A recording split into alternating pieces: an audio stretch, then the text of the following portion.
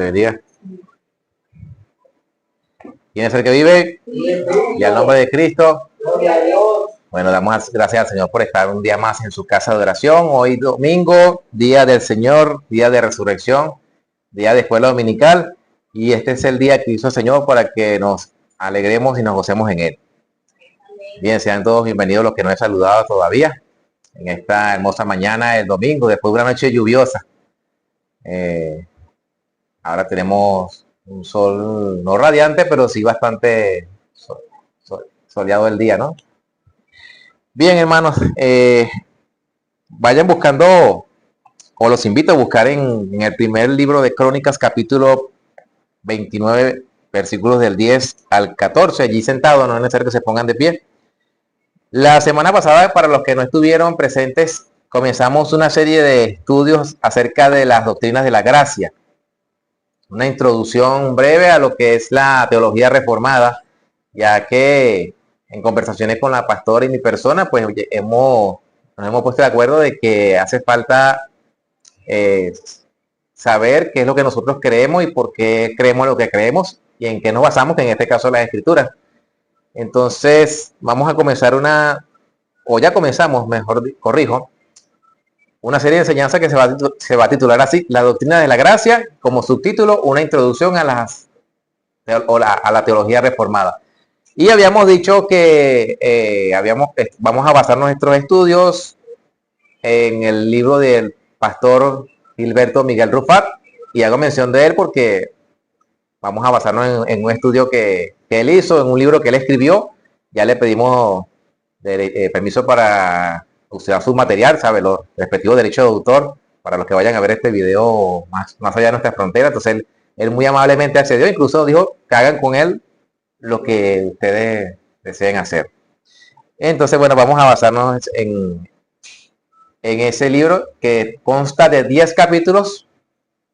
Algunos lo tendremos que dividir entre 2 domingos, quizás un tercer domingo, para desarrollarlo, porque la idea no es llenarnos de información, sino formarnos y que ustedes puedan entender a mí lo que yo les intento explicar, yo lo pueda hacer llegar el mensaje como se debe llegar, a que ustedes lo entiendan con facilidad, y aprendemos mutuamente, porque este servidor también está aprendiendo.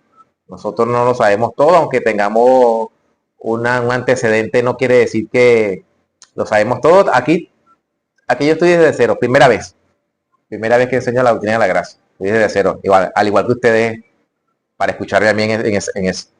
Bien, vamos a leer entonces el versículo o los textos que hemos tomado como base para nuestra exposición, y se encuentra en el primer libro de Crónicas, capítulo 29, versículos 10 al 14, son palabras del rey David, y dice así: con la bendición del Padre, del Hijo y del Espíritu Santo. Amén. Asimismo se alegró mucho el rey David y bendijo a Jehová delante de toda la congregación. Y dijo David: bendito seas tú, oh Jehová, Dios de Israel, nuestro Padre, desde el siglo y hasta el siglo. Tuya es, oh Jehová, la magnificencia y el poder, la gloria, la victoria y el honor, porque todas las cosas que están en los cielos y en la tierra son tuyas. Tuyo, oh Jehová, es el reino, y tú eres excelso sobre todos. Las riquezas y la gloria proceden de ti, y tú dominas sobre todo. En tu mano está la fuerza y el poder. En tu mano el hacer grande y el dar poder a todos. Ahora pues, Dios nuestro, nosotros alabamos y loamos tu nombre glorioso, o glorioso nombre, como dice acá, porque ¿quién soy yo y quién es mi pueblo para que pudiésemos ofrecer voluntariamente cosas semejantes? Pues todo es tuyo, y de lo recibido de tu mano te damos. Amén. Estas son palabras de David cuando sus últimos días, más adelante, en sus últimos días estaba haciendo los preparativos para la construcción del templo y para la que era la transición de ese poder que iba posteriormente a recaer en su hijo Salomón. Y aquí está diciendo unas palabras, y en estas palabras de David podemos resumirlo en que Dios es el dueño de todo, y como dice el apóstol Pablo en Romanos, porque de Él, por Él y para Él son todas las cosas, por los siglos de los siglos. Amén. Bien, vamos a dar un breve resumen de lo que vimos la semana pasada. Y como ya les dije, comenzamos con una serie titulada Las doctrinas de la gracia, una introducción a la teología reformada. Y nos basamos en el libro del pastor Gilberto Miguel Rufat. Él es un puertorriqueño que pastorea en una ciudad en Texas.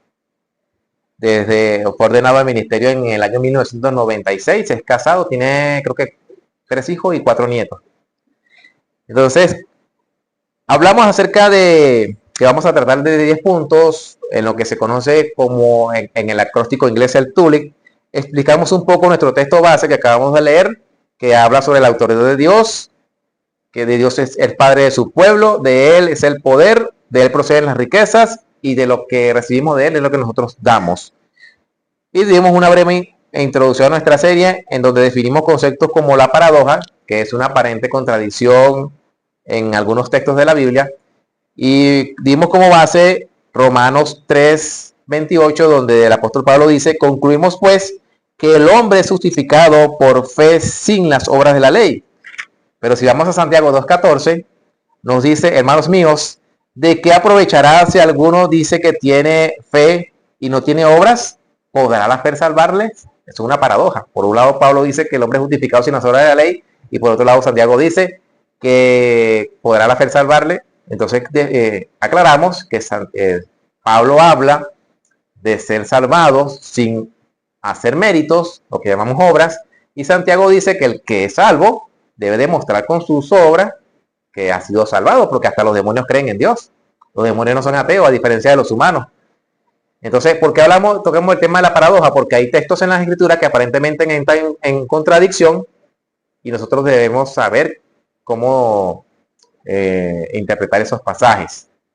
Ustedes oyen en palabra, oyen a nuestro Señor Jesús en el Evangelio de Juan hablando de seguridad de salvación, pero del mismo Nuevo Testamento algunos sacan versículos como Hebreos 2:3 para decir que la salvación se pierde. Entonces eso entra en contradicción con la misma escritura. Se ponen a las escrituras a pelear entre ellas mismas. Y nosotros debemos acomodar lo espiritual a lo espiritual, como dice el apóstol Pablo. Entonces el propósito de nuestra serie es resumir las doctrinas de la gracia y enfrentar las objeciones que son las razones que se dan en contra. Esta doctrina está relacionada con la salvación del hombre. Cuando oigan la expresión doctrinas de la gracia, están relacionadas con la salvación. Dimos algunos ejemplos de elección en la Biblia, como fue Abraham, como fue Isaac, como fue Jacob, como fue Judá, de donde vino se estableció la tribu de Judá, que es donde vino nuestro Señor y Salvador el Mesías. Y explicamos lo que es el acróstico inglés TULIP, que un acróstico es unas palabras que se arman usando las iniciales de una palabra en forma vertical. Entonces dijimos que la T en el inglés significa depravación total, la U, elección incondicional, la L, expiación limitada, la I, la gracia irresistible, y la P, la perseverancia de los santos. Eso significa el TULIP en español. Y explicamos con la historia que esto surgió como una respuesta a un grupo de cristianos que se llamaban los remonstrantes, es decir, los que protestaban, objetando la doctrina de la predestinación, que es uno de los conceptos que vamos a ver el día de hoy. Entonces, el cristianismo es atacado no solamente desde afuera, sino también por personas que están adentro. Algunos buenos creyentes, son piadosos, pero que su comprensión de las escrituras está, digamos, sesgada, porque es lo que le han enseñado y lo tienen hasta los huesos. Cuando se le presenta la verdad del evangelio completa, entonces hay ese impulso del ser humano de querer defender lo que ha aprendido, porque siempre se lo han enseñado así.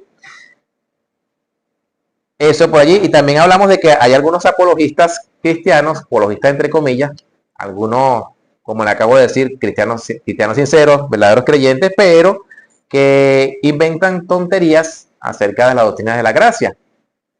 Eso lo va a encontrar mucho en las redes sociales. Se van a encontrar con hermanos de otras congregaciones que le van a decir que eso es mentira, pero pusimos un ejemplo que se me ocurrió en el momento, las cosas que Dios hace, que ellos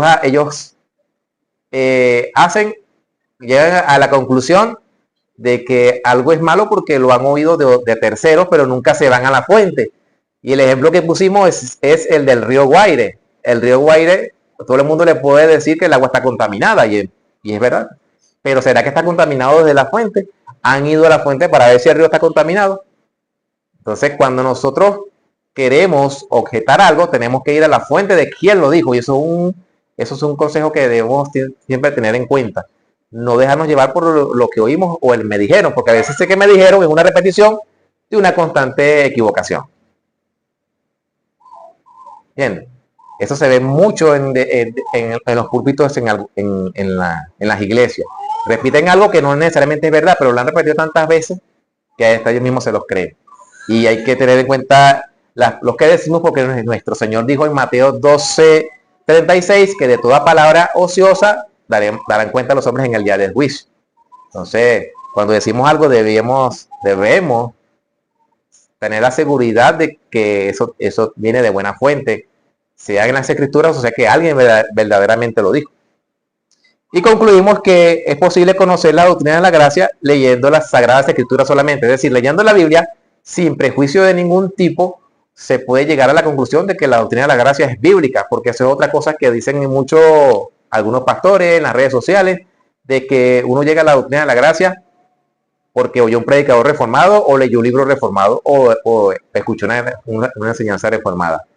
Cosa que no es cierto, porque si uno hace una lectura natural del texto bíblico sin prejuicio de ningún tipo, tarde o temprano se da cuenta de que eso es verdad. Se lo digo porque eso también lo viví yo. Yo llegué a la conclusión de que la doctrina de las gracias es bíblica porque en un momento de mi vida decidí leer la Biblia sin influencia de ningún tipo, sin nadie que me estuviese explicando nada, y aunque al principio me resistía, me di cuenta de que es así. Hay muchos pasajes en la Biblia que si ustedes lo analizan, dicen, wow, esto casi nunca se dice o nunca se dice. Cuando falten 10 minutos me avisan, por favor. Ok, entonces ese es el resumen de la semana pasada. En el capítulo de hoy, o en el episodio de hoy, vamos a ver el segundo capítulo de nuestra enseñanza, que son definición de términos, o sea, conceptos. Vamos a ver qué nos dicen las escrituras acerca de esos conceptos y qué podemos aprender. Son 10, pero el día de hoy solamente vamos a tratar con 5 de ellos. Entonces, antes de comenzar, quisiera darle una breve definición de lo que es la doctrina de la gracia. Son 5 doctrinas llamadas así porque por medio de ellas podemos llegar a un entendimiento más bíblico y completo de la grandeza de la gracia de Dios en la salvación. Repito el concepto. Las doctrinas de la gracia son 5 doctrinas llamadas así porque por medio de ellas podemos llegar a un entendimiento más bíblico y completo de la grandeza de la gracia de Dios en la salvación. En otras palabras, son doctrinas que tienen que ver con la salvación e intentan explicar bíblicamente cómo hemos sido salvados. Bien, el primer concepto que vamos a ver hoy es presciencia. Presciencia. Presciencia. La presciencia es una palabra que aparece en un texto que ya vamos a ver, aparece en las escrituras. De hecho, todos los conceptos o todas las definiciones que vamos a ver en adelante son tomadas de las escrituras. O sea, no es nada inventado. Entonces, la presciencia de Dios comprende dentro de la doctrina de la salvación la omnisciencia de Dios sobre lo que sucederá en la creación con relación al pecado y sus consecuencias sobre los hombres y la creación. En cuanto al orden de la salvación, la presciencia encabeza el principio de los eventos asociados al decreto de redención de Dios en la eternidad antes de la fundación del mundo. Es decir, Dios se anticipó a lo que iba a suceder en la creación, y eso es lo que se conoce como presciencia. Todo lo que ha de acontecer y aconteció en el mundo, todo Dios fue visto por Dios antes de la creación, antes de la fundación del mundo, de manera que nada de lo que sucede se escapa de su conocimiento. Una definición corta de lo que es presciencia es destinado desde antes. Una breve definición en 3 palabras. Destinado desde antes. Ok. texto asociado con esta palabra, primera carta del apóstol Pedro, primera carta universal del apóstol Pedro, capítulo 1. Vamos a leer allí 2 versículos.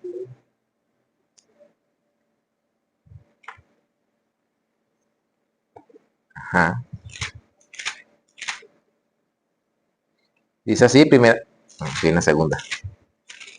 Primera carta del apóstol Pedro dice de la siguiente manera: Pedro, apóstol de Jesucristo, a los expatriados en la dispersión en el Ponto, Galacia, Capadocia, Asia y Bitinia, elegidos según la presencia de Dios, Padre, en santificación del Espíritu, para obedecer y ser rociados con la sangre de Jesucristo, gracia y paz os sean multiplicadas. Bien, aquí vemos la palabra presencia en estas escrituras que acabamos de leer. Ok, hay algunas cosas que considerar aquí, porque justamente los que se oponen a la doctrina de la gracia intentan explicar que esa presencia de esos destinados desde antes no se refiere a todos los cristianos, sino solamente a los que acaban de mencionar en el versículo 1. Hasta ese punto se llega. Entonces, eso pone en duda la universalidad de la carta, porque si solamente fue escrito para ellos, entonces no, ¿para qué la tenemos nosotros en nuestras Biblias? Ellos dicen, no, el destinatario fueron la gente del Ponto, Galacia, Capadocia, Asia y Bitinia, que son ciudades en el Asia Menor. Pero hay un detalle, que ellos fueron elegidos según la presencia de Dios con un propósito, y el versículo nos lo dice: para obedecer y ser rociados con la sangre de Jesucristo. Esto del rociamiento con la sangre de Jesucristo se hace alusión a cuando en el antiguo pacto Moisés roció al pueblo con la sangre de un sacrificio como símbolo de que sellaba el pacto que Dios hacía con Israel. O sea, ese rociamiento que lo hacía con un hisopo, vaya usted a saber de qué tamaño era. Es un símbolo del sello del pacto que Dios hacía con su pueblo Israel. Eso está en Éxodo 24, 4 al 8. Y también en el caso de nosotros nos introduce al nuevo pacto. Somos sellados con ese rociamiento de la sangre. Entonces, otro sinónimo de presencia es destinado. Y eso lo vemos más adelante, allí mismo en la epístola de Pedro, en el versículo 18 al 20, que dice: sabiendo que fuiste rescatados de vuestra manera de vivir, la cual recibiste de vuestros padres, no con cosas corruptibles como oro o plata, sino con la sangre preciosa de Cristo, como de un cordero sin mancha, sin contaminación, ya destinado desde antes de la fundación del mundo, pero manifestado en los posteriores tiempos por amor a vosotros. Es decir, el versículo 20 nos dice que Cristo ya estaba destinado desde antes de la fundación del mundo para ser sacrificado. Eso lo dice también Apocalipsis 13:8 y 14:8. Habla de que Cristo antes de la fundación del mundo ya había sido inmolado. Eso es la presencia, la anticipación de los eventos que van a ocurrir. ¿Preguntas hasta aquí? ¿Comentarios? ¿Todo claro? ¿Todo bajo control? ¿Seguro? No se vayan con la duda. No se vayan con la duda, porque estos son conceptos bastante importantes. Bueno, no solo importantes, sino también difíciles a veces de comprender a la mente humana. ¿Cómo es eso de que Cristo ya había sido destinado desde la fundación del mundo para ser sacrificado? Eso no lo podemos entender, pero lo dice las Escrituras. Y aunque la fe cristiana no es una fe ciega, es una fe razonable, no tenemos por qué entender el dilema. Simplemente entender que Dios lo dijo y punto. Eso es lo que debemos entender. Ok, segundo concepto que vamos a ver hoy, muy parecido al anterior, y es una palabra que en los círculos, en algunos círculos cristianos provoca asombro, incluso como que, ¿cómo sería la palabra cuando alguien no quiere saber de algo? Rechazo, exactamente. Es la palabra predestinación, que aunque aparece en la Biblia, causa rechazo. Entonces la definición de esta palabra es la siguiente: La presencia de Dios y la doctrina de la predestinación están relacionadas, solo que esta última, es decir, la predestinación, abarca el acto de Dios por el cual determina salvar. Esto es, el medio por el cual los santos serían salvos o el momento en que el Salvador llevaría a cabo su obra salvadora y su alcance. La médula en este concepto está en la frase que dice que el acto de Dios por el que determina salvar. Eso es la predestinación. El acto por el cual Dios determina salvar. Y es una palabra que causa rechazo porque el concepto reformado dice que no todos los seres humanos han nacido en igualdad de condiciones, sino que algunos han sido destinados por Dios por gracia para salvación, mientras que otros Dios los pasa por alto.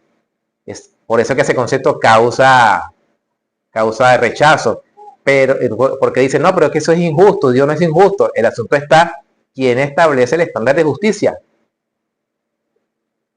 ¿Quién lo establece? Ese es el punto.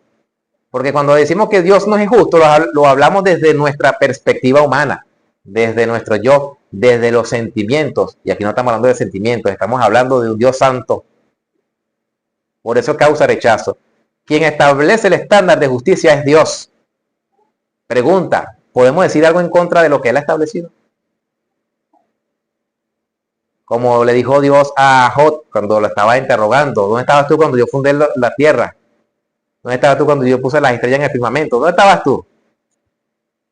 Y dice el apóstol Pablo en Romanos que, haciendo la analogía con un alfarero que está elaborando una vasija, dice que prepara una vasija o un vaso para usos honrosos, o sea, es decir, bien decoradito, y otro para usos viles, o sea, usos ordinarios, de la misma masa. Y dice Pablo, le dirá el vaso de barro que lo modela, ¿por qué me haces así? ¿O no tiene potestad el alfarero de hacer de la misma masa un vaso para honra y otro para deshonra? Hay muchos vasos que están peleando con el alfarero. Y dicen, Dios no es justo. O sea, eso no es justo, perdón. Y por eso nos acusan a nosotros de blasfemo, incluso de injusto, de todo. De todo lo que usted le puede pasar por la mente. Porque creemos en el concepto de la predestinación que está en la Biblia. No lo estamos sacando de ninguna parte. Ni en un libro filosófico, ni nada. Entonces, la predestinación es conocer anticipadamente el destino de una persona. A diferencia de la presciencia, que es la anticipación de lo que va a suceder, la predestinación es el concepto que trata con el destino de una persona, es decir, su destino final. Eso es la predestinación. Haciendo un breve paréntesis, nuestros hermanos de otras denominaciones, ellos también creen en la predestinación o en la presciencia, como vimos en Pedro. Ellos dicen que Dios conoce de antemano quién lo va a aceptar a él y quién lo va a rechazar. Y a esos que lo van a aceptar, pues lo salva. La pregunta es, o sea, quiere decir, el asunto está que si esa persona cree, no hay o no cree, no hay un destino diferente a esa persona.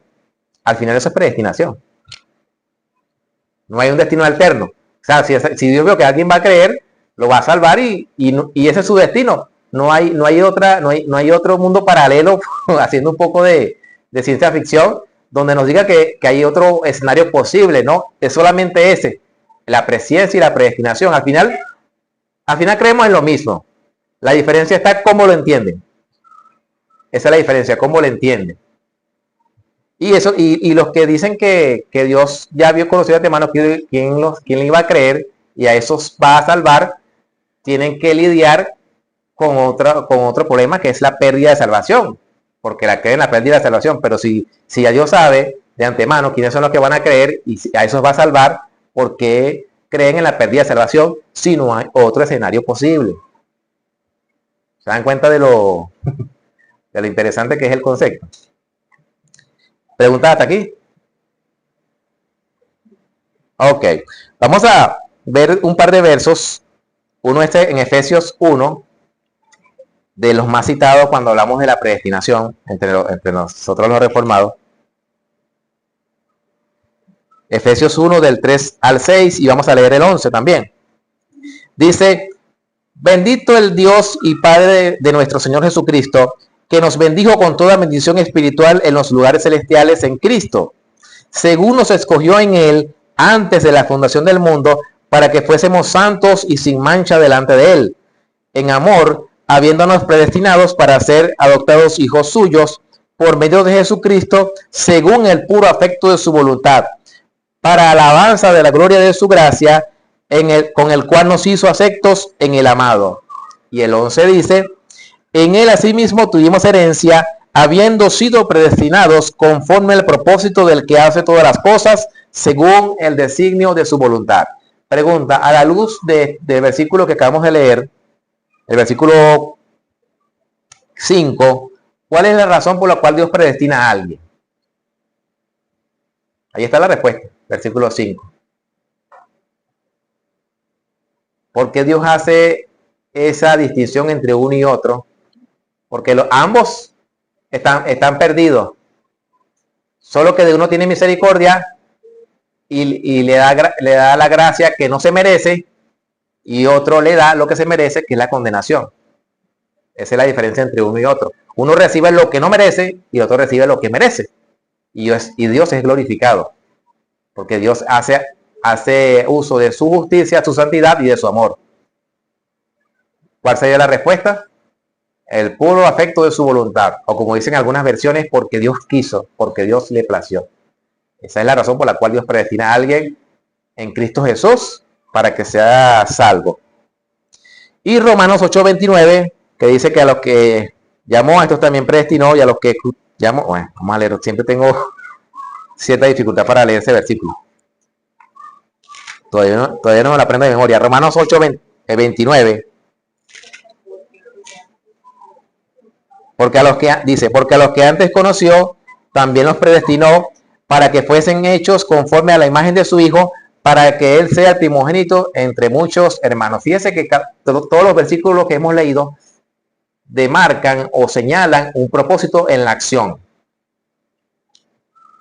En este versículo que acabamos de leer es para ser hechos conforme a la imagen del Hijo Jesús, y para que Él sea primogénito entre muchos hermanos. Ese es el fin por el cual Dios predestina a alguien, para hacerlo conforme a la imagen de su Hijo, y para que Él tenga muchos hermanos y Él sea el hermano mayor, el que tenga la primacía, haciendo mención a un concepto del Medio Oriente, donde el hijo, el varón, el mayor, es el que tiene primacía por encima de los demás hijos. Bien, Dios predestinó dar su sabiduría y conocimiento a sus escogidos. Eso es otra cosa. Se han preguntado por qué a veces, bueno, eso lo diremos más adelante. Vamos a 1 Corintios 2:7. 1 Corintios 2:7. Vamos a leer un texto allí. Me pasé.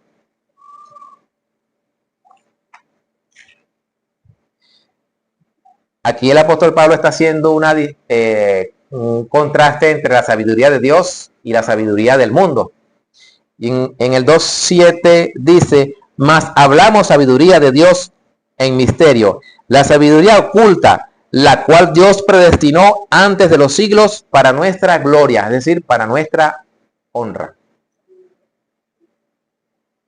Esa sabiduría de la que Pablo habla allí es la obra de Cristo en la cruz, porque él cita en el capítulo 1, él cita a una profecía de Isaías, donde dice que Dios va a hacer un prodigio que grande y espantoso, dice.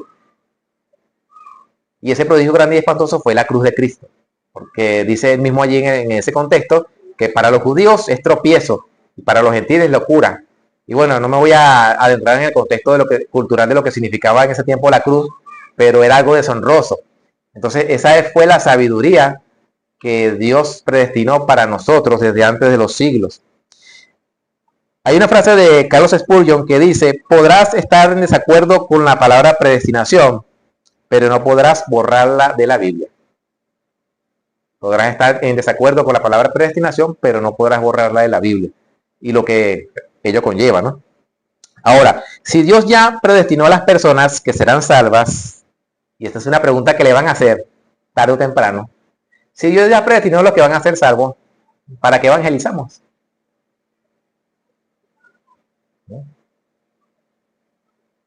Esa es la pregunta del millón.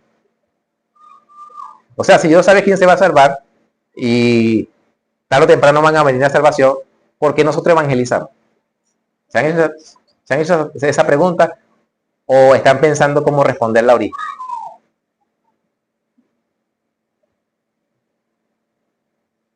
Bien, las respuestas son varias, pero la primera es porque es un mandamiento de Cristo. Mateo 28, 19 y 20. Y hace discípulos a todas las naciones. Esto es como la oración. Si Dios ya sabe lo que le vamos a pedir, ¿para qué nos manda a orar? Volvemos a lo del dilema. Yo no tengo por qué entender el dilema para obrar conforme al mandamiento. Yo obro conforme al mandamiento porque Dios lo ha establecido. No tengo por qué entender, si Dios ya sabe lo que le voy a decir en oración, ¿para qué debo orar? Lo mismo se aplica al evangelismo. Si ya Dios sabe quiénes son los que se van a salvar, a los que ya salvó, yo no tengo por qué entender las palabras de Cristo cuando nos manda a evangelizar, a ser discípulos.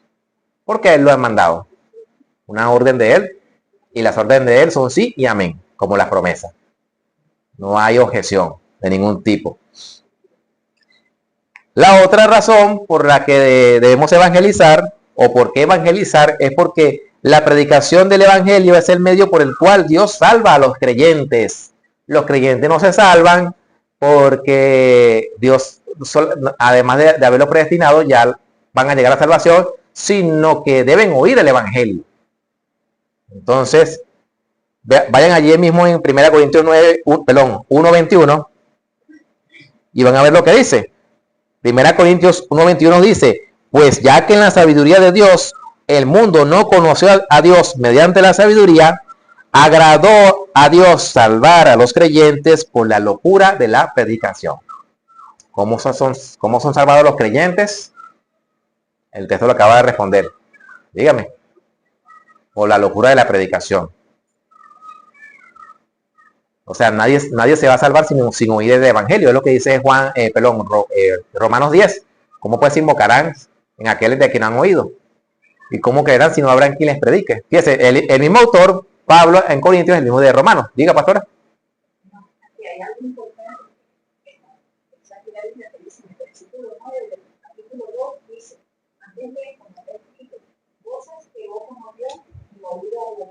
Si no han salido en corazón de hombres, son las que Dios ha preparado para los que le aman. Amén. Y esas cosas que Dios dice, y dice el versículo 10, pero Dios nos las reveló, es decir, no es algo que no hayamos visto. Dios nos las reveló a nosotros por el Espíritu, porque el Espíritu todo lo escudriña a uno profundo de Dios. ¿Y qué es eso que Dios nos reveló a la persona de Cristo? Nadie puede ser salvo si Dios no le ilumina acerca de la cruz de Cristo. Por eso dice, nos la reveló. O sea, está hablando de algo presente, no futuro, como algunos interpretan, de que no, es lo que veremos en el cielo. No, dice el versículo que Dios nos la reveló. Ya está, ya sabemos qué es. Y es a Cristo crucificado. Esa es la sabiduría que el mundo desecha, y la sabiduría en la cual el hombre no conoció a Dios. ¿Preguntas hasta aquí? Antes de avanzar. Ok, fíjese. Tercera razón por la cual debemos evangelizar. Porque no sabemos quiénes serán salvos. O usted puede saber quién será salvo. Hay un consejo que dice el pastor Sujel Michelén, y él dice, predica el evangelio como si esa persona se fuera a salvar. Porque no sabemos. De ahí la insistencia, ¿no? De predicar el evangelio y llamar a la persona al arrepentimiento. No sabemos si se va a salvar. El mismo Pablo es un ejemplo de eso. ¿Quién era Pablo antes de conocer a Cristo? Era todo lo opuesto. Él quería erradicar el nombre de Cristo de su nación. O sea, un hombre violento. ¿Y qué hizo Dios? El mismo apóstol lo dice, que lo apartó desde el vientre de la madre. ¿Iba a decir algo? Y le predicamos mucho, a veces no solo escuchan. Y el pastor tiene una manera de a veces hablando de ciertas cosas. Y podríamos compararlo a la vida de pareja. Ajá, vamos al porque cuando son lanzadas esa cantidad de tomatosoides, mucho, repente uno, de repente dos. A veces está tres. Pero ¿para qué tanto si uno solo que va a hacer el efecto? Nadie lo sabe. Nadie lo sabe. Sí, bueno, la hermana está dando un ejemplo aquí de la concepción, de que en el momento le digo para que se pueda ver en el video, ¿no? Que en el momento de la concepción son muchos espermatozoides los que son depositados en el útero de la mujer, si no me equivoco, ¿no? Pero solo uno o dos, y quizás tres son los que fecundan el óvulo. Es una analogía sobre cuando predicamos el evangelio. Quizás una sola persona de 100 que prediquemos se va a convertir. Y cuarta razón, no nos movemos, esto es muy importante, no nos movemos por la voluntad de decreto de Dios, sino que nos movemos por la voluntad revelada de Dios. Por la voluntad de decreto de Dios, de lo que Él ha decretado, sino que nos movemos por la voluntad revelada de Dios, que es lo que está en las Escrituras. La voluntad de decreto de Dios es aquello que desconocemos, que Dios ha decretado desde la eternidad pasada que va a suceder.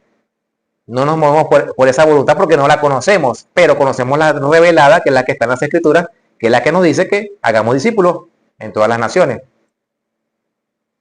Ok, hay una frase que leí justamente hoy acerca de quedarnos dormidos en cuanto a la evangelización, del mismo Carlos Spurgeon. Él dice: Dios nos salve de vivir cómodamente mientras los pecadores se hunden en el infierno.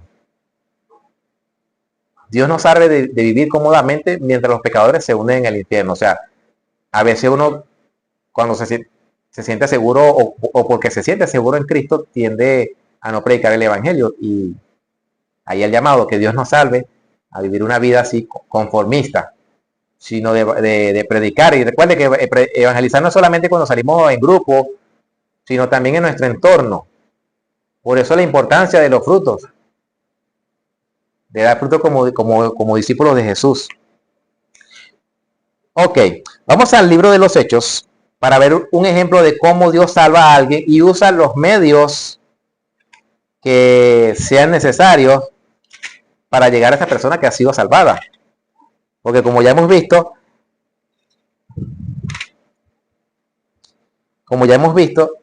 Dios tiene sus elegidos, pero esos elegidos necesitan oír el evangelio, deben oír el evangelio. El contexto de aquí, de Hechos capítulo 15, es el concilio de Jerusalén, cuando la iglesia en sus inicios comenzó, era solamente judíos y ellos no tenían ningún problema. De hecho, a los cristianos se les comparaba con otras sectas judías, así como eran los fariseos, los saduceos, los esenios, los celotes. O sea, era un grupo más dentro del judaísmo. Y para ellos no había problema el ser como eran. Pero luego comenzaron a llegar los gentiles. Y allí sí comenzó a haber controversia, porque algunos decían que debían circuncidarse los varones y guardar la ley de Moisés. Y ahí comenzaron las fricciones. Ahí vemos uno de los primeros problemas en la iglesia primitiva. Entonces, en el versículo 7, Pedro está dando un informe de lo que pasó en el capítulo 10, cuando le predicó a Cornelio y su casa. Y dice: y después de mucha discusión, Pedro se levantó y les dijo: varones hermanos, vosotros sabéis cómo ya hace algún tiempo que Dios escogió que los gentiles oyesen por mi boca la palabra del evangelio y creyesen. Aquí vemos que Dios escogió el medio, la boca de Pedro, que escucharan el evangelio y que creyesen. Aquí está mismo Pedro diciendo que Dios escogió que los gentiles oyesen por mi boca el evangelio y creyesen. O sea, Dios escoge tanto el mensajero, ya escogió el medio que es la predicación del evangelio, y escoge a los que van a oír y van a creer. Tres cosas que se ven en este pasaje. Ahí vemos una predestinación y una razón por la cual evangelizar. Y dice: Dios escogió que los gentiles oyesen por mi boca la palabra del evangelio y creyesen. ¿Cuánto tiempo llevo o cuánto me queda? 11:35. Vamos bien. Ok. Objeción, que es una de las que se van a presentar con relación a esta palabra. Dice: Dios no escoge a nadie para salvación, porque ellos van a objetar, algunos hermanos nuestros van a objetar que Dios no escoge a nada para salvación. Pero Hoy, veamos lo que dice 2 Tesalonicenses 2:3. Ellos dicen, no hay ningún versículo que diga que Dios escogió a alguien para salvación. Dice, lo escogió en Cristo, pero si te sales de Cristo, te puedes perder.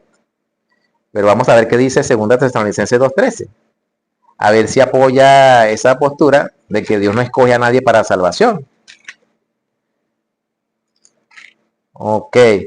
Dice, escogidos para salvación, es el título que propone Reina Valera. Dice, pero nosotros debemos dar siempre gracias a Dios respecto a vosotros, hermanos amados por el Señor, de que Dios os haya escogido desde el principio para salvación, mediante la santificación por el Espíritu y la fe en la verdad. Entonces, Dios sí escoge a alguien para salvación, hay un fin y un propósito. Y esa palabra para es un conectivo de causa y efecto, de propósito. En este caso es escogido para salvación. Y dice desde el principio. ¿Desde el principio de cuándo? Desde el principio de todo. La creación. La creación es la que tiene principio. Desde el principio de la creación, le dice Pablo a los tesalonicenses, han sido escogidos, y nos dice a nosotros también, a los que hemos creído en Cristo, que hemos sido desde el principio, pero escogido desde el principio para salvación. Entonces, cuando alguien le diga, no, pero Dios no escoge a nadie para salvación, cite la 2 Tesalonicenses 2:13. Y hay otro caso que menciona Pablo. Vamos a 2 Timoteo 2:10. Y allí Pablo nos dice algo, ¿no? Él le dice a Timoteo, tú pues sufre penalidades como buen soldado de Jesucristo. Entonces, alguno dirá, pero ¿para qué hay que sufrir penalidades en Jesucristo? Si al final van a creer los que Dios ya destinó. 2 Timoteo 2:10. Ahí Pablo lo dice, después dice que sufre penalidad como buen soldado de Jesucristo, le dice, por tanto, todo lo soporto por amor de los escogidos, para que ellos también obtengan la salvación que es en Cristo Jesús, con gloria eterna. Pablo sufría todas estas penalizaciones por amor a los escogidos. Y eso es un fuego que debe a nosotros estar siempre presente, de querer ser útil en la obra de Dios para la salvación de alguien. Dime.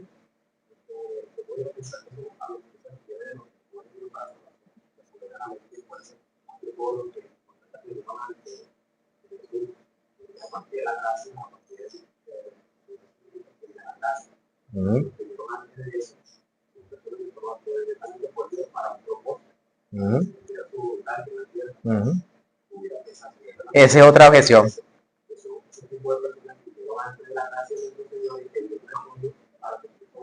Esa es otra objeción. De hecho, Hebreos 11, que habla de los héroes de la fe, habla de personas que son salvas. Ahí ninguno se perdió, ni Sansón. ¿Por qué menciona Sansón? Porque recuerden que la Biblia nos dice que él murió destruyendo el templo donde estaba. O sea, podríamos hablar de que él se suicidó, pero no lo hizo de una manera egoísta. Porque dice las escrituras que en ese acto mató más filisteos que cuando estuvo sano. Y aparece Sansón entre los héroes de la fe. Y esa es una de las objeciones que presenta, ¿no? Que Dios no escoge para salvación, o sea, solamente es para un propósito. Pero vemos la elección de Abraham, la elección de Isaac, la elección de Jacob por encima de Saúl, que era el primogénito, y la elección de la tribu de Judá, por la cual iba a venir el Mesías. O sea, hay un propósito ciertamente, pero es un propósito salvífico. O sea, nadie es elegido en cuanto al plan de Dios que no sea otro destino que la salvación, aunque Dios tiene sus vasos de barro, como lo dicen las escrituras, gente a la que Dios pone para hacerle resistencia al pueblo de Dios, para que Dios lo destruya, que es lo que vemos en el libro de Josué, que Dios puso en ellos para que ellos se enfrentaran a Israel, y de esa manera Israel los acabase en guerra. O sea, Dios puso en el corazón de ellos que ellos resistiesen a Israel. Era parte de la tarea que estaba haciendo. Entonces vemos que siempre hay un fin Con los hombres de Dios siempre es para salvación. Siempre, no hay otro destino. No sé si aclaré tu inquietud con eso. Ok. Entonces Pablo soportó muchas adversidades por amor de los escogidos. Este texto de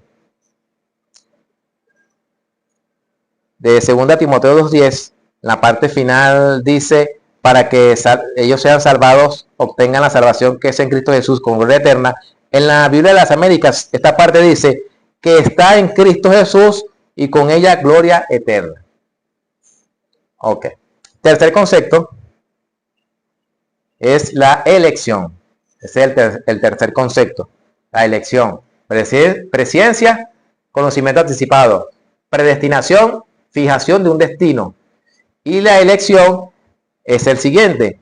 La predestinación está asociada con la elección de los santos, pero se centra en señalar quiénes fueron elegidos para ser redimidos por medio de la obra de Jesucristo, cómo fueron electos y el propósito por el cual lo fueron. Repito, la predestinación está asociada a la elección de los santos, pero se centra en señalar quiénes fueron elegidos para ser redimidos por medio de la obra de Jesucristo, cómo fueron electos y el propósito por el cual fueron elegidos, en este caso. Es el concepto de la elección.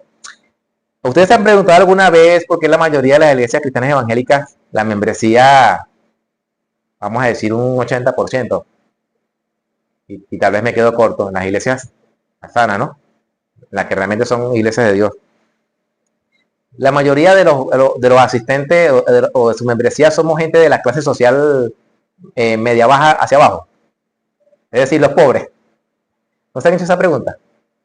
Porque son los pobres que llegan al evangelio y no las personas de las altas esferas sociales, aunque Dios ha salvado a gente de intelectuales, profesionales, ricos. Pero se han hecho esa pregunta. Bien, vamos a Mateo 11, 25, 26. Este fue un texto que vimos en la serie de los lunes de las 5 solas. Y este lo tratamos en la sola gracia. Mateo 11, 25, 26. Y vamos a ver aquí algo bastante revelador, por no decir curioso. El contexto es que Jesús estaba lanzando unos ayes, es decir, unas maldiciones sobre las ciudades de Corazín, Betsaida y Capernaum. Y le dice, si los milagros que se hicieron en ustedes se hubiesen hecho en Tiro y en Sidón y en Sodoma, esas ciudades se hubiesen convertido.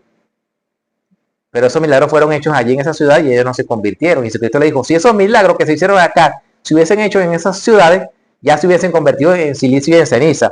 Y en el versículo 25 al 26, Jesús dice, en aquel tiempo, respondiendo Jesús, dijo, te alabo, Padre, Señor del cielo y de la tierra, porque escondiste estas cosas de los sabios y de los entendidos y las revelaste a los niños. Sí, Padre, porque así te agradó. ¿Qué escondió Jesucristo de los sabios y de los entendidos? La sabiduría que viene de Dios y la sabiduría que salva. Fíjate que dice, porque Jesús alabando de que Dios haya escondido estas cosas de los sabios y los entendidos y se la haya dado a los niños. Ya vamos a definir qué significan niños. Y Jesús alaba al Padre por eso, porque él se consuela en que tarde o temprano lo que el Padre llamó van a venir a Cristo. Ese es el consuelo de Cristo. Y ese debe ser el consuelo entre nosotros. De que alguna persona que le prediquemos va a llegar al Evangelio. O sea, nuestra semilla no es sembrada en vano. Que a veces cae en mala tierra, como la parábola del sembrador, sí. Pero en algún momento va a caer en buena tierra y va a germinar. O Dios la va a hacer germinar. Esa palabra que dice escondiste allí en ese pasaje significa esconder, como bien si la traduce Reina Valera, pero también significa mantener en secreto. Jesucristo le dice al Padre, te alabo porque has mantenido estas cosas en secreto. Y cuando dice revelaste, significa manifestar, la has mantenido en secreto y la has manifestado a los niños. Y la palabra niño aquí significa persona simple. Es decir, una persona con lo básico. Eso es lo que quiere decir niño en este pasaje. Una persona simple. En otras palabras, Jesucristo le está dando gracias al Padre porque el mensaje que Él vino a traer lo ha escondido, lo ha mantenido en secreto de los sabios entendidos y se lo ha manifestado a las personas simples. Y esas personas simples son las que vienen al arrepentimiento, las que vienen al Evangelio. ¿Comentario hasta acá? Bien. Vamos otra vez a Corintios 1, 26 al 31. Primera Corintios 1, 26 al 31. Yo acostumbro a anotar esta cita, pero en esta oportunidad no lo hice. Para justamente agilizar este proceso, ¿no? Primera Corintios 26 al 31. Porque alguno pensará, ok, es otra acusación que se lanza, ¿no? Ustedes se creen los elegidos.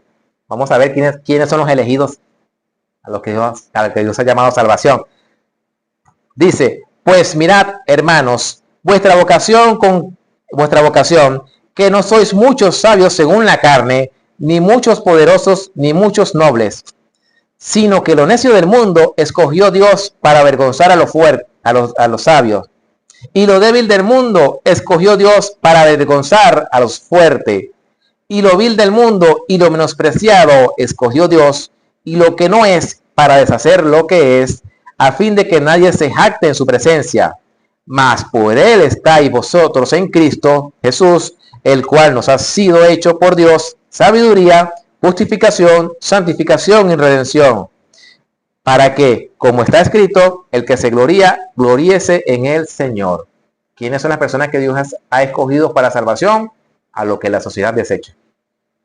Lo que la sociedad dice no sirve, eso Dios los elige para avergonzar a los que se creen algo. ¿Por qué le cito este pasaje? Porque una de las cosas que dicen en contra de la teología reformada es que, bueno, ustedes se creen los elegidos, ustedes se creen mejor que nadie. Y la respuesta es, no nos creemos mejor que nadie, porque Dios ha escogido lo peor del mundo para hacerlos hermanos de Cristo. Eso nos lleva a bajarlo, ¿cómo se llama eso? Poner los pies en la tierra y a darnos cuenta de que es por pura gracia. Al final es por pura gracia. Dios se plació salvarnos a nosotros por encima de mucha gente que el mundo considera capaz. Y se ha fijado en los niños, en los simples, en los que no son nada para la sociedad. En eso se ha fijado el Padre. Entonces no nos creemos nadie, no nos creemos mejor que nadie. Somos agradecidos porque Dios nos ha salvado y entendemos que es por pura gracia.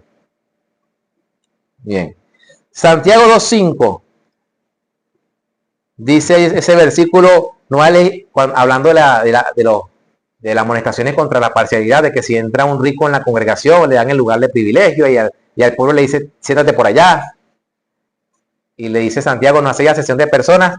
Y dice, ¿no sabéis que Dios ha elegido a los pobres de este mundo para ser ricos en fe? Dios ha elegido a los pobres, y está hablando de un rico literalmente. Dios ha elegido a los pobres de este mundo para que sean ricos en fe. ¿Significa esto entonces que Dios solo salvará a los pobres de este mundo? No. Lo que significa es que Dios salva sin distinción de clase social. Eso es muy importante que lo entendamos, porque aún entre los pobres hay personas que están en pobreza extrema. Y hay pobres que, bueno, viven con lo básico, y hay otros que, bueno, tienen un poquito más. Hay una clasificación incluso entre los mismos pobres. Entonces, ¿qué significa? Que Dios salva a los seres humanos sin distinción de clase social. Y este es un concepto que debemos tener en cuenta, porque cuando dicen que Dios no hace acepción de personas, cuando la Escritura dice que Dios no hace acepción de personas, lo dice sin distinción de clase social, no sin distinción de personas. Es distinto. Es distinto. Dios no hace distinción de la persona por su clase social, pero sí de individuos como tal. Esa es la diferencia entre una y otra. ¿Pregunta hasta acá? ¿Sí se entendió lo que traté de explicar? Ok. Entonces vuelvo y repito la pregunta. ¿Significa esto que Dios solo salvará a los pobres de este mundo? No. Lo que significa es que Dios salva sin distinción de clases sociales. Él también quiere que todos los hombres sean salvos. Todos los hombres, ¿en qué sentido? Sin distinción social. Fíjese, el apóstol Pablo. ¿Quién era el apóstol Pablo? Él mismo lo dice, hebreo de hebreos, en cuanto a la ley fariseo, en cuanto a la ley celoso de las costumbres. Él tenía de qué presumir como hombre de sociedad. O sea que en él se cumple que Dios quiere que todos los hombres sean salvos. Y siempre nos van a citar 1 Timoteo 2:4. Dice que el cual quiere que Dios quiere que todos los hombres sean salvos. Pero si leen desde el versículo 1 hasta el 5, vamos a leerlo acá. Vamos ahí, 1 Timoteo 2:1. Vamos a ver quiénes son esas personas, quiénes son todos esos hombres. Dice, exhorto ante todo a que se hagan rogativas, oraciones, peticiones y acciones de gracias por todos los hombres, por los reyes y por todos los que están en eminencia, para que viváis quieta y piadosamente en toda piedad y honestidad, porque esto es bueno y agradable delante de Dios nuestro Salvador, el cual quiere que todos los hombres sean salvos y vengan al conocimiento de la verdad, porque hay un solo Dios y un solo mediador entre Dios y los hombres, Jesucristo hombre. Entonces, ¿cuáles son todos esos hombres que Dios quiere que sean salvos? Incluso los gobernantes, incluso las personas de la alta esfera social. Dios no hace distinción en el hombre por su condición social, por su origen étnico, por su idioma, por lo que usted quiera poner allí. Dios quiere que todos los hombres sean salvos sin distinción de clases sociales, no sin excepción, que es distinto. Porque si vamos a ser literales de que Dios quiere que todos los hombres sean salvos porque todos los hombres no se salvan, algunos de nuestros hermanos dirán, es que no se arrepienten, no ejercen su libre albedrío para que vengan a Cristo. Pero si somos literales con este texto, debemos ser literales con lo que dice el versículo 1, que debemos orar por todos los hombres sin que nos quede ninguno. ¿Sabe cuántos habitantes tiene la Tierra actualmente? Ya llegamos a 8.000 millones de habitantes. Si vamos a ser literales de que debemos orar por todos los hombres, debemos orar por cada uno por nombre y apellido. Entonces imagina esa lista. Ese culto de oración no termina. No termina. O sea, si van a ser literales con el versículo 4, tienen que hacerlo con el 1 también, con esa parte que dice que queremos orar por todos los hombres. Otro texto que también van a citar, ahí cerquita, Tito 2:11. Tito 2:11. El contexto aquí es el siguiente. Vamos a leerlo desde el 1. Pero tú habla lo que está de acuerdo con la sana doctrina. Que los ancianos sean sobrios, serios, prudentes, sanos en la fe, en el amor, en la paciencia. Las ancianas asimismo sean reverentes en su porte, no calumniadoras, no esclavas del vino, maestras del bien, que enseñen a las mujeres jóvenes a amar a sus maridos y a sus hijos, a ser prudentes, castas, cuidadosas de su casa, buenas, sujetas a sus maridos, para que la palabra de Dios no sea blasfemada. Exhorta asimismo a los jóvenes que sean prudentes, presentándote tú en todo como ejemplo de buenas obras, en la enseñanza, mostrando integridad, seriedad, palabra sana y irreprochable, de modo que el adversario no se avergüence y no tenga nada malo que decir contra vosotros. Exhorta a los siervos a que se sujeten a sus amos, que agraden en todo, que no sean respondones, no defraudando, sino mostrándose fieles en todo, para que en todo adornen la doctrina de nuestro Salvador. Porque la gracia de Dios se ha manifestado para salvación a todos los hombres. ¿Cuál es la objeción que nos presenta con este versículo que dice que la gracia de Dios se ha manifestado para salvación a todos los hombres? Pero ¿quiénes son todos los hombres según lo que acabamos de leer? ¿Quiénes son todos los hombres?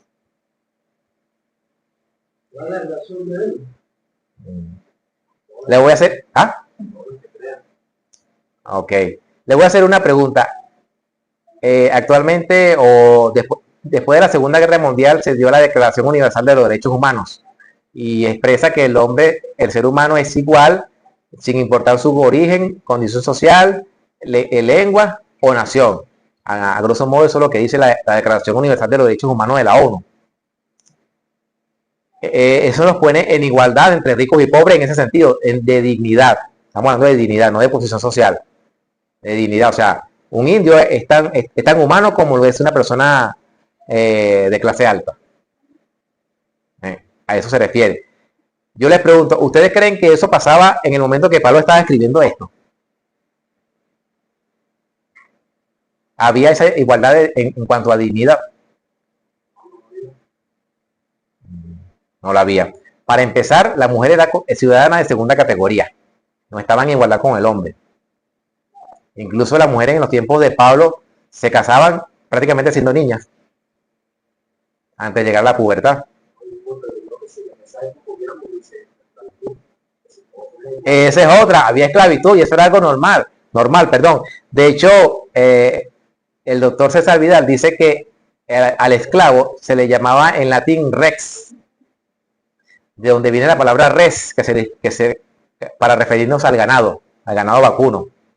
Es decir, que en los tiempos de Pablo, ver a un esclavo era como ver una vaca. No había dignidad en un esclavo. Entonces, ¿eran todos los hombres iguales en ese tiempo? Aquí entonces se ha manifestado la gracia para salvación a todos los hombres. A todos los hombres sin distinción o condición social. Fíjate todas las observaciones que Pablo le dice a que las ancianas no sean dadas al vino, que sean maestras del bien, que enseñen a las mujeres más jóvenes a amar a sus maridos, a cuidar de su hogar, a los esclavos que no sean respondones, a los jóvenes que sean prudentes. Había una diferenciación de clases sociales en el momento que Pablo estaba escribiendo, en cuanto a dignidad de las personas. Dignidad que el Evangelio le trajo al hombre. ¿Sí? Esa es la gracia que se ha manifestado para salvación a todos los hombres sin distinción social, porque de hecho la religión de ese tiempo era elitista. Un sacerdote de un culto pagano normalmente provenía de las altas esferas sociales. O sea, no era como diríamos hoy en día nosotros un pata en el suelo. Mientras que en la iglesia de Cristo, un esclavo podía ser pastor, incluso obispo. ¿Ven la dignidad que hay en el Evangelio? Ok, fíjese como dice esta parte de Tito 2:11 en la Biblia de las Américas. Dice, trayendo salvación a todos los hombres. O sea, Dios trae salvación a todos los hombres manifestando su gracia a todos los hombres. ¿Preguntas hasta aquí? Ok, vamos al cuarto concepto. Fíjense, eran 10 y analizando la situación yo dije, no se pueden dar los 10 en un solo domingo porque sé que es pesado, pero es necesario. O sea, es pesado en el sentido de si es algo nuevo para usted, no lo va a asimilar con facilidad. Por eso hay que darlo paso por paso. El cuarto concepto es llamamiento. Llamamiento. Dice, la elección está vinculada al llamamiento de los santos, destacando cómo serían llamados a salvación y por medio de quién los elegidos serán alcanzados eficazmente del estado de condenación en el que se encontraban como hijos de ira, a fin de ser trasladados al reino de Cristo. Vuelvo y repito el concepto. La elección está vinculada al llamamiento de los santos, destacando cómo serían llamados a salvación y por medio de quién los elegidos serían alcanzados eficazmente del estado de condenación en el que se encontraban como hijos de ira, a fin de ser trasladados al reino de Cristo. Ya vimos en 1 Corintios 1:21 que agradó a Dios salvar a los creyentes por medio de la locura de la predicación. Anoten ese versículo por allí. Ese mismo versículo en la Biblia de las Américas dice, agradó a Dios mediante la necedad de la predicación salvar a los creyentes. A los que creen, perdón. Vuelvo y repito como dice la Biblia de las Américas. Agradó a Dios mediante la necedad de la predicación salvar a los que creen. 1 Corintios 1:21. Vamos a Hechos capítulo 15, versículo 7. Esta lectura es un poco larga, pero van a notar en este episodio cómo Dios ordena todo para que sus elegidos escuchen el Evangelio. Es bastante revelador, porque a veces, ¿cómo diría? Parece que las cosas no salen como uno quisiera, pero todo está en el propósito de Dios. 15:7 de Hechos. Dice el Evangelio de los Gentiles.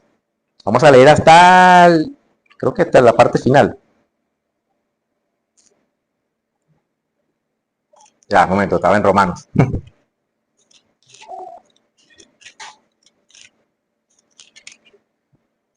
Ok.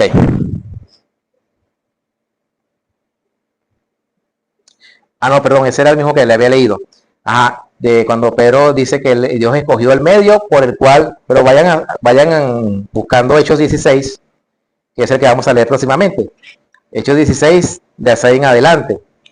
Dice ese texto de Hechos 15 y 17, cuando Pedro dice que Dios escogió que los gentiles oyeren por su boca, dice, y después de mucho, en la Biblia de las Américas, dice, y después de mucho debate, Pedro se levantó y les dijo, hermanos, vosotros sabéis que en los primeros días Dios escogió de entre vosotros que por mi boca los gentiles oyeran la palabra del evangelio y creyeran. Eso es, cómo serían salvados y por medio de quién, que es el concepto que encierra el llamamiento, ¿no? Ok, Dios se vale de situaciones extrañas a nuestra percepción, a nuestra forma de ver las cosas, para alcanzar y llamar a sus escogidos. Y ahí vamos a Hechos 16, 6 al 34, la historia del carcelero de Filipos. Vamos a ver qué sucedió. Dice, ellos están en viaje misionero aquí, dice el 6, y atravesando Frigia y la provincia de Galacia, les fue prohibido por el Espíritu Santo hablar la palabra en Asia. Cuando a veces parece extraño que las cosas no se dan como uno quisiera, ¿no? El 7. Y cuando llegaron a Misia, intentaron ir a Bitinia, pero el Espíritu no se lo permitió. Y pasando junto a Misia, descendieron a Troas. Y se le mostró a Pablo una visión de noche. Un varón macedonio estaba en pie, rogándole y diciendo, pasa a Macedonia y ayúdanos. Cuando vio la visión, enseguida procuramos partir para Macedonia, dando por cierto que Dios nos llamaba para que les anunciásemos el evangelio. Zarpando pues de Troas, vinimos con rumbo directo a Samotracia y al día siguiente a Neápolis, y de allí a Filipos, que es la primera ciudad de la provincia de Macedonia y una colonia, y estuvimos en aquella ciudad algunos días.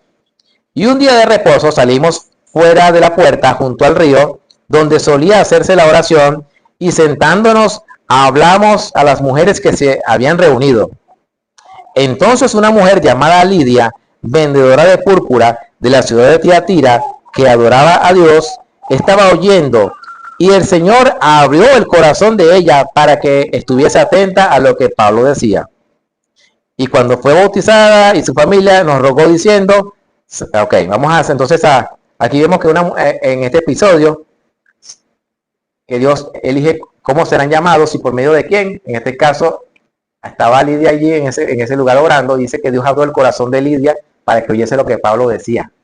Esa palabra oír significa prestar atención en el contexto. De hecho, más adelante, cuando vayamos a leer, cuando el pasaje continúa de que había una muchacha que con un espíritu de adivinación y Pablo, cada vez que Pablo pasaba por allí, decía, estos son hijos del Dios Altísimo que vienen a anunciar la buena nueva de salvación. Dice, piense que Pablo cuando vio a esa mujer no la reprendió al instante. Dice que pasaron muchos días. Eso está en el versículo, déjame ver, el 17. Esta, siguiendo a Pablo y a nosotros, daba voces diciendo, estos son siervos del Dios Altísimo, quienes anuncian el camino de salvación. Y esto lo hacía por muchos días, más desagradando a Pablo, dice, ahí fue cuando la reprendió, después de muchos días. O sea, no hay que estar de cazademonio buscando reprender a todo lo que se ve por el camino, ¿no? Pablo en ese momento le pasó por de largo. Y eso provocó un disturbio allí que trajo como resultado que Pablo y Silas, que eran los que estaban allí, cayeran presos. O sea, primero los azotaron y después los metieron en un calabozo y los pusieron en el cepo. Y estando allí, empezaron a alabar, a cantar, y dicen que los demás presos los oían. Y a medianoche vino un terremoto, y el carcelero que estaba a cargo de ellos respondía por la vida de ellos, incluso por su propia vida. Cuando ocurre el terremoto, él pensó que todos se habían escapado. Y Pablo, él se iba a matar. Y Pablo le pegaba un grito y decía, no, no te mates, que estamos todos aquí. Y es cuando ve a Pablo y se la arrodilla y le dice, ¿qué debo hacer para ser salvo? Y Pablo le contesta, cree en el Señor Jesucristo y serás salvo tú y tu casa. Y dice que ese carcelero se lo llevó para su casa y creyeron todos los de su casa. Al día siguiente vinieron los magistrados para decirle que se fueran, porque habían cometido una equivocación, pero Pablo le dice que era ciudadano romano y se metieron todavía en más problemas por lo que habían hecho, porque los habían enjuiciado sin previo, lo habían castigado sin previo juicio. Entonces Pablo se va y Silas se van de Filipos, pero ya había quedado de la iglesia de los filipenses. ¿Quiénes creyeron? El carcelero y su familia. Todo el recorrido del versículo que acabamos de hacer es para llegar al carcelero. ¿Y cómo llegó Pablo a la prisión? ¿Llegó de buena manera? Llegó como un delincuente. Como dice el enunciado que le acabo de leer, Dios se vale de situaciones extrañas para alcanzar, llamar a sus escogidos. El único que creyó que era de Filipos, era de Macedonia, era el carcelero y su familia, porque Lidia era de Tiatira, una ciudad en Asia Menor. O sea, había que cruzar el mar para llegar a esta ciudad. Dios se vale de situaciones extrañas para llamar a sus escogidos. Se vale. ¿Cómo fue salvo el carcelero de Filipos? Mediante el encarcelamiento de Pablo. ¿Por medio de quién oyó el evangelio? Por Pablo. Y más adelante vemos cómo Pablo escribe la carta a los filipenses. A veces cuando pasamos situaciones que son duras, que no entendemos, nuestra actitud debe ser cuál será el propósito que Dios tiene en esa situación. Claro, siempre cuando no sea una situación que busquemos, ¿no? Hablando de pecado, sino algo que se escapa de nuestras manos. Porque normalmente, o en algunos casos, está envuelta la salvación de alguien. Y Dios nos quiere usar a nosotros para llegarle hacia alguien. ¿Comentario hasta acá? Ok. Romanos 8:30. Y a los que predestinó, a estos también llamó. Y a los que llamó, a estos también justificó. Y a los que justificó, a estos también glorificó. Bien, ahora, no debemos confundir el llamado específico que hace Dios con sus elegidos con el llamado que hacemos al arrepentimiento cuando predicamos el evangelio. Hay uno de los puntos que vamos a ver, que es la gracia irresistible, que lo que dice es que todo el que Dios llama va a venir a él irresistiblemente, es decir, no se va a poder resistir. Y esto hay que diferenciarlo del llamado que hace Dios, que es un llamado eficaz de sus elegidos, al llamado que nosotros hacemos cuando predicamos el evangelio. No es igual. Nosotros anunciamos el evangelio, llamamos a las personas a que se arrepientan, que crean en Cristo, pero nuestro llamado a veces cae en oídos sordos. Pero el llamado que Dios hace es eficaz. Así como existe la voluntad decretiva de Dios, que es esa voluntad que no sabemos cómo es, está la voluntad de mandamiento, que es la que está revelada. Sucede lo mismo en el llamado. No debemos confundir el llamado que hacemos al evangelio con el llamado que Dios hace. Y ejemplo de eso lo acabamos de ver en Hechos capítulo 16, a Lidia y al carcelero de Filipos. Pablo predicó el evangelio varios días, pero solamente 2 personas se convirtieron. Lidia, que no era de Filipos, y el carcelero y su familia. Ese es el llamado, la diferencia entre el llamado que hace Dios y el llamado que hacemos nosotros. El llamado de Dios es eficaz, va a surtir el efecto, no va a ser el plan de Dios obstaculizado ni obstruido por nada. Se va a cumplir el fin y el propósito. ¿Preguntas hasta acá? ¿Comentarios? ¿Sugerencias? ¿También se aceptan? Bien, último concepto que veremos el día de hoy. Ya pueden respirar. Ya pueden respirar. Como les decía, esto a veces se torna un poco agotador, pero es necesario. Y yo en lo personal, yo le pido mucho a Dios en oración que me dé las palabras para poder explicar bien, para que ustedes me entiendan. Porque a veces yo asimilo la idea, yo puedo asimilar la idea, pero como la enfoco, eso es lo que yo le pido a Dios, que me dé palabras para poderlo hacer llegar a ustedes el mensaje. Dime, Miguel.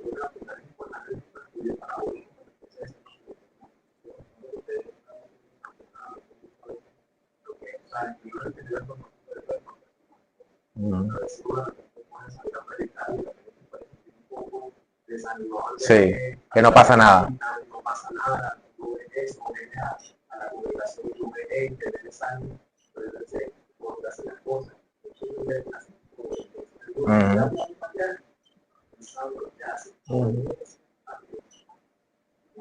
Y cuando dice que él sabe lo que hace, hablamos de su soberanía y debemos descansar en eso. Ok, el quinto concepto y último que veremos hoy es regeneración. Regeneración. Generación, o sea, una generación de, bueno, me enredé yo mismo.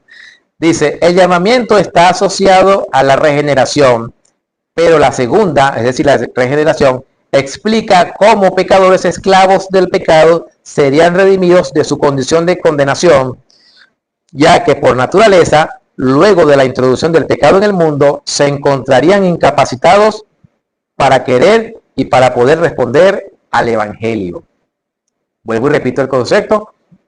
El llamamiento está asociado a la regeneración, pero la segunda, es decir, la regeneración, explica cómo los pecadores esclavos del pecado serían redimidos de su condición de condenación, ya que por su naturaleza, luego de la introducción del pecado en el mundo, se encontrarían incapacitados para querer y para poder responder al Evangelio.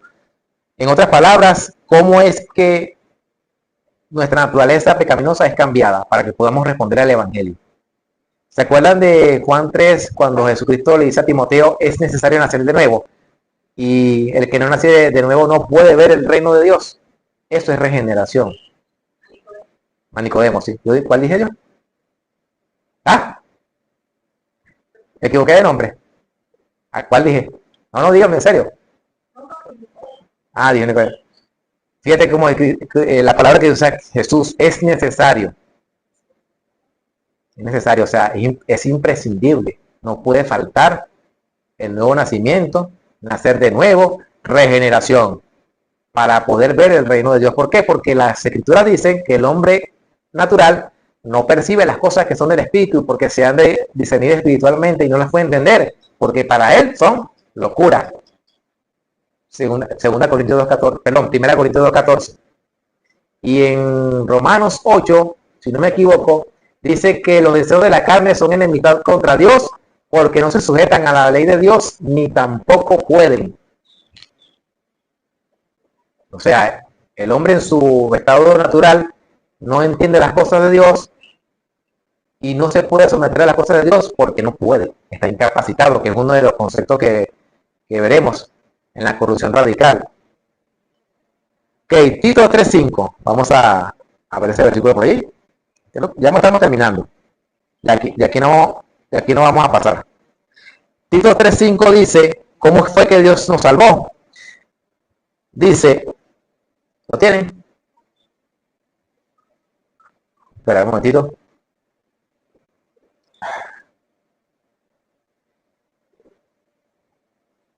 Amén. Se los leo. Dice, nos salvó, no por obras de justicia que nosotros hubiéramos hecho, sino por su misericordia, por el lavamiento de la regeneración y por la renovación del Espíritu Santo. ¿Cómo nos salvó Dios? Por el lavamiento de la regeneración y por la renovación del Espíritu Santo. Al respecto de qué es lo que significa este pasaje, el pastor John MacArthur dice lo siguiente, y cito, la salvación trae a los creyentes limpieza divina del pecado y el regalo de una vida nueva, generada por el Espíritu, como hijos propios y herederos de Dios. Este es el nuevo nacimiento. Es decir, que la salvación trae limpieza. Eso es lo que significa ese pasaje. Lavamiento de la regeneración por medio de la renovación del entendimiento, del Espíritu Santo. Eso es lo que significa ese pasaje. Que Dios nos regenera, nos lava con su Espíritu Santo y nos renueva el entendimiento para que podamos entender qué significa la cruz de Cristo y el poder de Dios para la salvación, que es el Evangelio. ¿Preguntas o comentarios? Bueno, para ir concluyendo, conocer estos términos a la luz de las Escrituras nos permite ver las maravillas y la gracia de Dios, salvando a pecadores que merecen la condenación eterna mediante su Evangelio. Eso es lo que podemos concluir.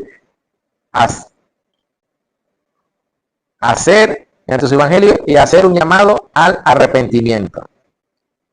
Bien. Dios le bendiga, Dios le guarde. Y como dice este servidor, solo Cristo, solo por fe, solo por gracia, solo la Escritura, solo a Dios la gloria.